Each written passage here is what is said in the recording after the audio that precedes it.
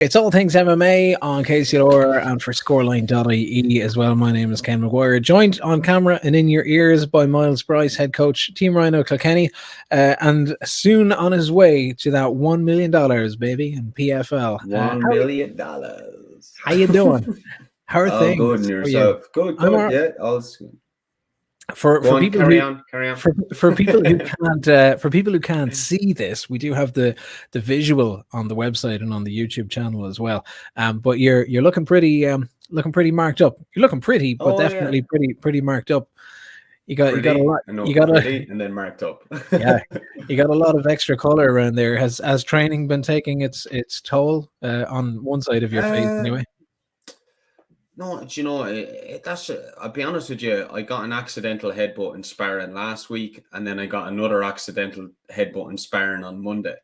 So it's just silly things. But, hey, look, we're not playing tiddlywinks here. If you want to get good at slipping shots, you have to take a few first, you know. That's one way of looking at it. Myles, we had the story during the week, and for people who've been following things along, obviously we've been kind of documenting your time in Dusseldorf in Germany in the UFD gym. You've been back home in Kilkenny for the best part of the last week or so, and now you have a little bit of extra time on your hands. We ran a story earlier in the week, and PFL announced the full details of it yesterday, that your fight had been moved from PFL 1, which would have been the 20th of April, to PFL 3, which is now Friday, the 6th of May. They're billing it as potentially their most stacked, most hyped card that they'll have planned for the year. I'm going to imagine that Friday night means it's a bigger audience, there's bigger draws. You got Kayla Harrison in there, Rory McDonald is in there. There's more names that are going to be milling around. But for you, it takes you and your training out of that kind of crescendo towards this week, next week, and now pushes you out a couple of weeks. So how has that been? How did you react when you found out that things were moving, and what's the change like? Little bit of a bummer, but excitement too, because I think from a pure food point of view, you're starving 2 weeks out, I'm a big lightweight, I'd never be able to make featherweight. I'd be considered a pretty big welterweight even, I think. So, for me, it was just the first thing I thought of was lovely, going to get a pizza. I was like, so in that sense, yeah, but in the other sense, you're peaking psychologically and your nervous system is peaking, and you're putting all that work in to get the weight down. And now my glycogen stores are replenished, and my nervous system has taken a bit of a dump because it was getting primed to peak for a couple of weeks' time. So it's just about kind of just leveling things out, using my time wisely now to gradually bring the weight down, and just to implement those little things into sparring that I probably didn't ideally have a huge amount of time to do. I would have liked to have a little bit more time anyway. Who doesn't want to have more time to game plan and implement stuff when you get 3.5, 4 weeks notice of an opponent? So it worked out great pretty much for me, to be honest, So what's changed then, or has anything changed in terms of your training since you've come back to Germany? Will you now finish out your training here before going to the States? Will you go back to Dusseldorf, or what's on the agenda? Yeah, so it's the same plan. I'm just going to stay in Ireland a little bit longer. I'm staying here in training in Team Rhino Kilkenny, Team Rhino HQ for an extra week. So I'm going to be here this day. Next week, I'll fly back to Dusseldorf. I'll finish off my camp over there, and then I'll fly from Dusseldorf out to Texas then. And does anything change in the physical sense of the training? Is now that you've got that extra time and you're talking about kind of dropping the weight more naturally, is the focus on that, or is it just kind of keep going as you had been, stretch things out over that extra week or two that you have now, and then you're nearly kind of back on track, if for want of a better phrase? Yeah, pretty much that, to be honest with you. It's just kind of reloading my body, because I don't need to lose a stupid amount of weight right now in a short period of time. So it's just about eating and training smart and efficiently, and then kind of from tomorrow onwards, which would be when like my weight cut would be, I'd be really nailing down my nutrition again from, well, I am from today, but I mean like, as in like when you're talking about the clock till when you're weighing in, it'll be tomorrow 4 weeks. So it's just about kind of bringing the weight down naturally, training hard and training smart, and that's it. Sidebar to all this on the food front, was it any pizza in particular? No, do you know what, man? Like I'm fucking super simple when it comes to my treat meals. Like I like the old, just a margarita pizza with a bit of mayonnaise. So simple. It's like, No, I hold love on it. a second. Mayonnaise on the pizza? No, Yeah, bro. no, No. Here, This hold is one of on these there. Now you're coming across notions. me. Oh, here. No, you dip it in. Like it's like garlic mayo. You Oh, could okay, drizzle it yeah. up. You could. Here, hold on here now. What's the difference between them two? Drizzling on top or dipping it? I mean, that's grand, man. Okay, now tomatoes, isn't it? It's the visual of the whole thing. It's like I can just imagine you walking in. It's like, no, you know that kind of mayonnaise. That no, just lash it on my pizza. It'll be really good. It has to be Okay. that Polish one. Do you know that Polish mayonnaise? It's kind of like No. they over in Germany and Belgium, they're huge on their chips and mayonnaise. Oh, yeah, yeah. And do you know the way they have that mayo? That's like a kind of like a little bit yellowish. It's like it comes in like a yellow jar as well, but it's real tasty, man. It's all right, like a hollandaise sauce kind of a thing. Nah, No, you don't know, not Ken. I have to get you a jar. I'll brush up on my German and Eastern European cuisine.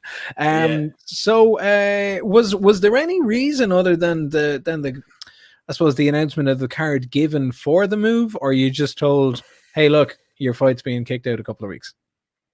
I was just told, to be honest with you, and I'd say it's one of three reasons. Now that I've heard about the magnitude of the level of guys on that card, I'm assuming they probably just want everybody on that one card. That's a big name. At first, I thought, possible niggly injury on his side or weight cut issues.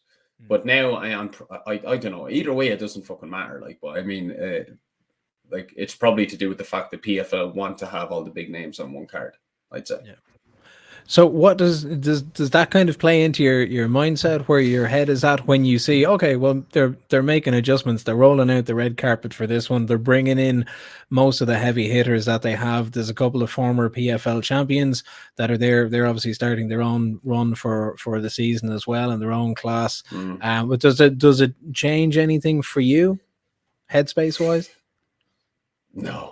Doesn't change anything for me. I mean, like at the end of the day, like I have to get in there and perform no matter what. I mean, like it doesn't matter if it's fucking out in my backyard here or it's like on the biggest card on PFL or it's in MGM Grand in Vegas. Like, I prepare myself not to take all those things on board. Like I respect them that they could be an issue. But if you're mentally prepared enough, like, I mean, it doesn't really matter where you compete at the end of the day. So that's the way I see it. You mentioned kind of Vegas with a little slip of the tongue there. Last time we were talking, you were kind of putting yourself in line to head out to Vegas for a few days. Yeah. There's another Irish UFC debut that's going to be taking place. Is that still a possibility, or does that kind of now fall within your training window? It doesn't fall within me being out there at all. I was only going to go over because it conveniently was on the same weekend as me being out there. So I won't be doing it now, no. No, fair enough. Okay. Gym-wise, Myles, there's been a couple of things that have happened, all right, in the last week. Namely, Grapple Kings took place. Oh, yes. Great to see Ryan obviously doing his thing on his birthday as well. You've got Keith Jordan, who's competing. Ken, someone's ringing you. Quickly. I know, look, on my phone. It's PFL. It's PFL. It's like, oh, Myles is like, sorry. Oh, look, your flight's been cancelled. I'm sorry. Sorry to break it to you live, Myles. That was PFL on the phone. They want their money back. They'd be waiting. But for the gym, obviously, good to see Ryan Mangan compete and do his thing. Keith Jordan gets to compete his first time as purple belt competing as well. How did it go? Because it was obviously a very good weekend for the gym and for the team on a good stage too. Yeah, it was a great stage. I mean, Grapple Kings is definitely the best professional grappling stage in Ireland. There's no doubt about that. And like Ryan's one step away from a title shot and from getting onto these bigger shows again. And like Ryan's match was like super high pace, like, and he showed a lot of resilience. He was coming off like a flu, so his conditioning wasn't there. We knew that kind of going in. Because of the flu, so he really showed a lot of heart. Like, because the lad he was up against, it was a real dark horse. Like, he's been around for years, that lad, super high level. One of those kind of lads that he's a black belt really, like, but he has a brown belt, and his conditioning was sick. Like, he came over to me after and he was barely panting, and the two of them were like two alley cats for 10 minutes. It was insane. And Ryan still pulled it out of the bag, like, you know, so he showed great resilience. Keith, I was absolutely delighted for. Keith is like the embodiment of hard work and consistency. He turns up every single week. He's a real team player. Great.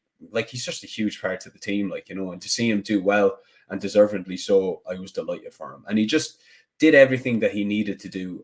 He listened to me in the corner, and then he implemented in his own authentic way at his own timing as well, which is like great to see from an athlete. He's able to find that balance and adapt in the moment, you know. And how are things going with the gym in general and with Team Ryan Kilkenny? Yeah, good. Yeah, everything's going really well. Ideally, I'd like to be there a little bit more often, but I'm doing a lot of my fight camp stuff at the moment. So, but from what I hear from our many coaches up there in the gym, we have an amazing. I'm so grateful to have the team of coaches we have up there, because they really do look after every single student and they put the time and effort in. So, from what I've heard from them, everything's going really well. Numbers are there. People are being consistent, enjoying the martial arts journey, which is the most important thing of all. And that's all that matters to me, really. Doesn't matter if you're walking in the door for the first time or you're a professional athlete. As long as you're enjoying yourself, that's all that matters. That's the main thing. Going back on the PFL side of things for a minute, you'd mentioned, and I had seen a couple of bits popping up on Instagram in terms of photo shoots that had to happen. There's some fresh photos of yourself doing the rounds now in the year. Do you have an idea at this stage in terms of media obligations or what you'll need to do, whether there's something happening on the European front before you head over, or is there anything lined up in particular stateside? Because I assume, again, they need to push the fight, build the fight.